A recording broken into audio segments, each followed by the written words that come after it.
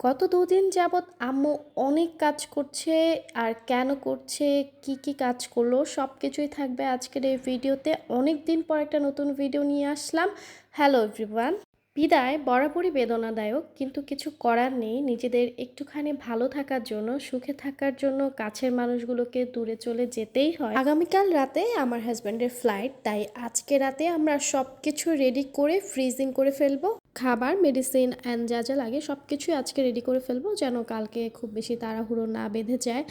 আর এই খাবারগুলো নর্মালি বাইরে খুব একটা পাওয়া যায় না। দেশি মুরগির মাংস, ইলিশ মাছ অ্যান্ড কিছু ছোট মাছ, তো এগুলোকে আমরা এই বক্সে ঢুকিয়ে ফ্রিজিং করব। এই বক্সগুলো ওয়ান টাইম বক্স।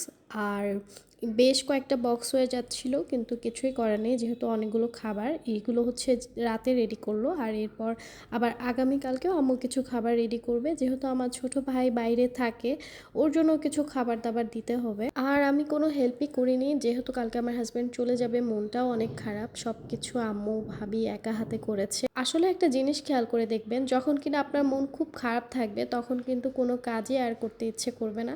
তো এটা হচ্ছে পরের দিনের ভিডিও। আম্মু পিঠা বানাচ্ছে, শুধু আম্মু না, ভাবিও পিঠা বানাচ্ছে। আর সবগুলো টেবিলে রেখেছে। আমি ভেবেছিলাম এই ট্রেটার নিচেও কিছু না কিছু আছে।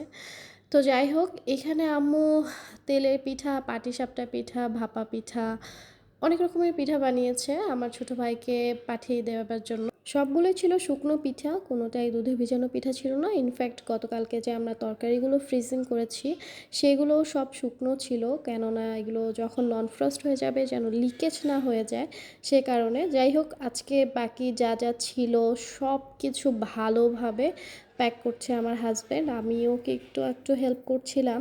আর জাস্ট ২ ঘন্টা পরেই বের হয়ে যাবে। ফ্লাইট ডিলে হয়েছে, যে কারণে আমরাও আস্তে ধীরে কাজ করছি। আমাদের বাসা থেকে এয়ারপোর্টের ডিস্টেন্স খুব একটা দূরে না, জাস্ট 10 মিনিটের মতো লাগে।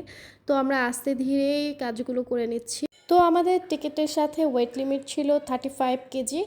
আর এই পুরো লাগেজটা ভর্তি খাবার ছিল। অ্যান্ড লাস্টলি আমরা এটাকে ওয়েট দিয়ে নিচ্ছি, অনলি 18 কেজি হয়েছিল। এদিকে আমাদের বাবুও দেখতে চলে এসেছে কত কেজি হয়েছে। আমরা তো ওকে লাগেজ করে পাঠিয়ে দেবার প্ল্যান করছিলাম, যদিও সেটা পসিবল না। তো যাই হোক, এই ছিল আজকের ভিডিও। আল্লাহ হাফেজ।